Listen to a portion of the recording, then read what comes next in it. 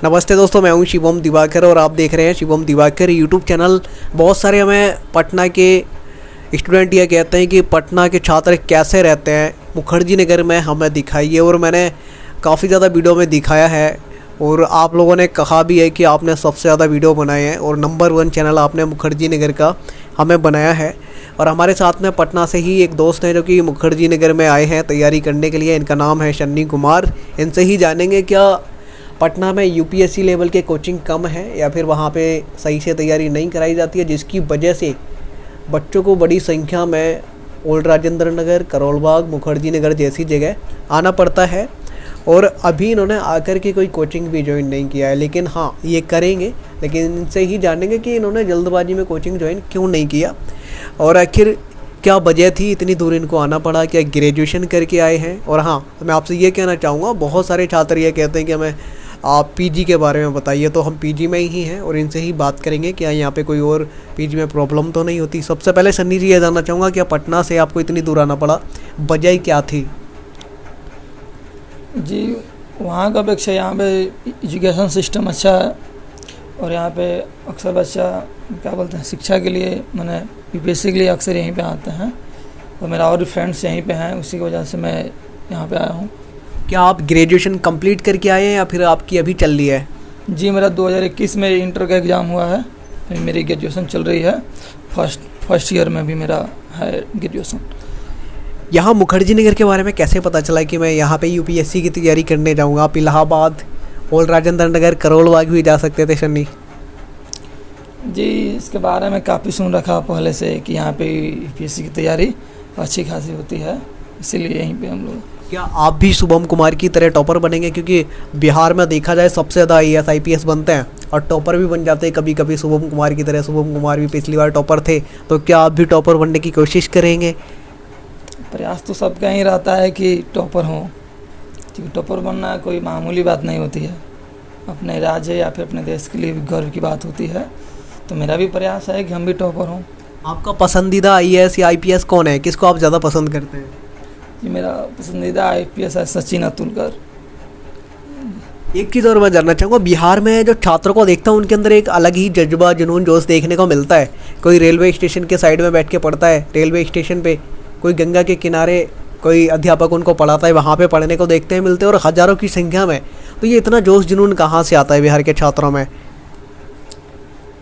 जी, हमारे यहाँ तो अक्सर स्टूडेंट में प्रयास नहीं रहता है कि शिक्षा का माध्यम पीछे है, तो प्रयास है कि शिक्षा के माध्यम से ही आगे बढ़ा जाए। क्योंकि हमारे यहाँ कंपनी या फिर गरीबी है बिहार में, आप सब जानते भी होंगे। तो शिक्षा ही वो माध्यम है जो आपको नीचे से ऊपर पहुँचा सकता है। आपको अगर आप बहुत आपका क्या बोलते हैं फैमिली लो में है, तो शिक्षा ही वो माध्यम है जिसकी वजह से आप अपने परिवार की स्थिति को आगे बढ़ा सकते हैं। दोस्तों, मैंने देखा है अक्सर मेरी वीडियो देख करके भी कई बार भी पास करके स्टूडेंट मुखर्जी नगर आ गए थे और मैं उनसे मिला भी था। और 1-2 दिन में आपको देखने को भी मिलेगा कि किस तरीके से बार भी पास करके वो वहाँ से आ गए। एक अलग ही जोश, जज्बा, जुनून, हिम्मत, साहस देखने को मिलता है। एक चीज़ जानना चाहूँगा, ऑप्शनल की बात करें, ऑप्शनल सब्जेक्ट लेना बेहद ज़रूरी है। यूपीएससी की तैयारी करते हैं तो वो आप कौन सा लेंगे? सोचने में, समझने में, सिलेक्ट करने में काफ़ी प्रॉब्लम होती है शुरुआती टाइम में। जी, मेरा ऑप्शनल हिंदी ही रहेगा। हिंदी लेंगे, चूँकि हम बचपन से हिंदी बोलते हैं या फिर हिंदी मीडियम स्कूल में भी पढ़े हैं, तो मेरा ऑप्शनल हिंदी ही रहेगा। अभी आप क्या पढ़ रहे हैं? क्योंकि शुरुआती टाइम में अध्यापक कहते हैं, टॉपर्स कहते हैं कि एनसीईआरटी को रीड करना ज़रूरी है, तो आप क्या अभी रीड कर रहे हैं और आपने अभी तक कोचिंग क्यों ज्वाइन नहीं किया है? अभी तो एनसीईआरटी ही पढ़ रहे हैं। 6 क्लास से लेके 12 क्लास तक एनसीईआरटी को रीडिंग नहीं करना है। उसके बाद इसका नोट्स बनेगा, उसके बाद इसको रीडिंग कर लेने के बाद जो भी मेरे को कोचिंग अच्छा लगे या फिर इंस्टीट्यूट, वहाँ पे जाएंगे। ये दृष्टि का यहाँ पे रखा है कि आप इसको देखने गए थे, इसके बारे में पता करके आए? जी, इसके बारे में पता किए थे, कोचिंग के बारे में गए थे भी और लगभग जून के मंथ में गए थे, वहाँ पे जानकारी कुछ हासिल हो। पटना के कई हज़ार स्टूडेंट आज आपको देख रहे होंगे, उनको आप क्या कहना चाहोगे? यहाँ पे आके स्टडी का माहौल क्या पटना से कुछ अलग लगा या फिर नहीं? जी, वहाँ से तो अच्छा है, बेसिकली वहाँ से अच्छा है। मेरे मतलब कि मेरे हिसाब से सबका अपना अपना होता है, मेरे हिसाब से वहाँ से एजुकेशन यहाँ पे अच्छा है और यूपीएससी के लिए खासकर।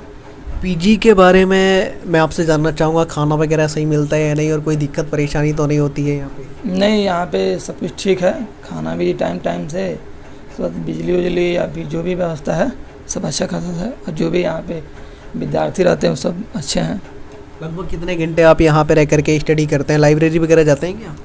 जी, लाइब्रेरी अभी नहीं जाते हैं, अभी रूम पे ही रह के 12 से 14 घंटा तक रोज़ का डेली रूटीन है, पढ़ते हैं। यहाँ पे अगर मैं आपसे पूछना चाहूँ, जैसे ऑप्शनल की बात मैंने आपसे कर ली है, कोचिंग अभी आपने ज्वाइन नहीं किया, क्योंकि देखा जाता है बहुत सारे छात्र आते हैं तुरंत कोचिंग ज्वाइन कर लेते हैं, लेकिन आपने इतनी जल्दी क्यों नहीं किया, क्या वजह थी?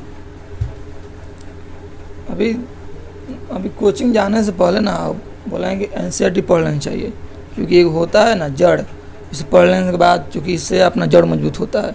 हर एक चीज़ का, कोई भी का पौधा है उसका जड़ मजबूत नहीं है तो छोटे मतलब मामूली से हवा के झोंका भी उसको उखाड़ सकता है। तो एनसीईआरटी पढ़ लेने से जड़ मजबूत हो जाता है, इसलिए पहले एनसीईआरटी पढ़ के ही जाना चाहिए किसी भी कोचिंग या इंस्टीट्यूट में। फर्स्ट अटैम्प्ट आप कब देंगे? जी, मेरा फर्स्ट अटैम्प्ट 25 में लगेगा। तो दोस्तों हमारी सन्नी जी के लिए शुभकामनाएं। यहाँ पे आप देखेंगे तो एनसीईआरटी है, ये मैंने भी पढ़ी है क्योंकि मैंने दिल्ली में ही रह के पढ़ाई की है, तो यहाँ पे ये मिलती है। अन्य राज्यों में, बिहार में भी मिलती है क्या एनसीईआरटी स्कूल में? जी, बिहार राज्य में बिहार बोर्ड की किताबें मिलती हैं, यूपीएससी के लिए अलग से एनसीईआरटी की बुक हम लोग आप खरीदते हैं। दोस्तों ये मैंने दिल्ली के स्कूल में पढ़ी है क्योंकि मेरी पढ़ाई लिखाई इधर ही हुई है, तो मैंने भी ये पढ़ी है आधुनिक भारत, और ये दिल्ली के गवर्नमेंट स्कूल में बिल्कुल फ्री आप मिलती हैं, ठीक है, 8 क्लास तक। फिर हमें आगे ख़रीदनी पड़ती है। और ये है व्यष्टि अर्थशास्त्र एक परिचय, ये सारी एनसीईआरटी इनके पास में रखी हुई है। ये अभी यहाँ पे रीड कर रहे थे, ये समष्टि अर्थशास्त्र है, ये मैंने 12th क्लास में पढ़ी थी इको में, क्योंकि मैं कॉमर्स का स्टूडेंट रहा था।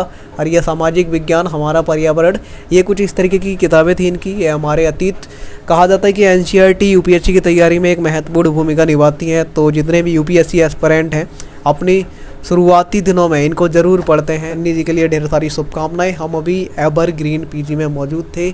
एक चीज़ मैं लास्ट में जानना चाहूँगा, ये जो शेयरिंग रूम में आप रहते हैं इसका रेंट वगैरह कितना पे करते हैं एक महीने का? जी, पर मंथ का 6,500 है।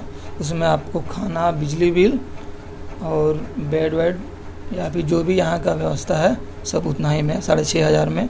पानी होने के लिए कि सब कुछ इसी में।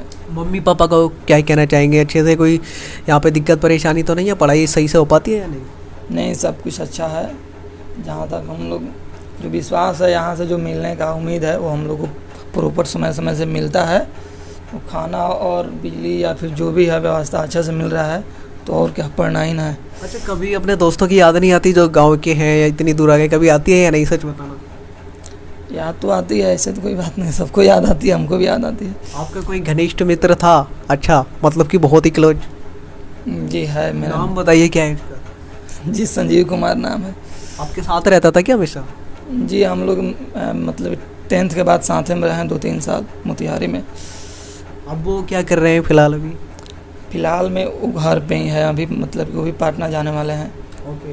तो दोस्तों आज की वीडियो में इतना ही। मिलते हैं आपसे किसी और वीडियो में। आप हंसते रहिए, मुस्कुराते रहिए, पढ़ते रहिए और यूं ही आगे बढ़ते रहिए। आज की वीडियो में इतना ही। जय हिंद, वंदे मातरम। और हाँ, आपको ऐसा लगता है कि हम कुछ पूछना भूल गए हैं तो आप कमेंट बॉक्स में ज़रूर लिखिए। आपके विचार सादर आमंत्रित हैं, हम उन पर ध्यान देंगे और हमेशा आपके लिए देते भी हैं। मिलते हैं आपसे किसी और वीडियो में।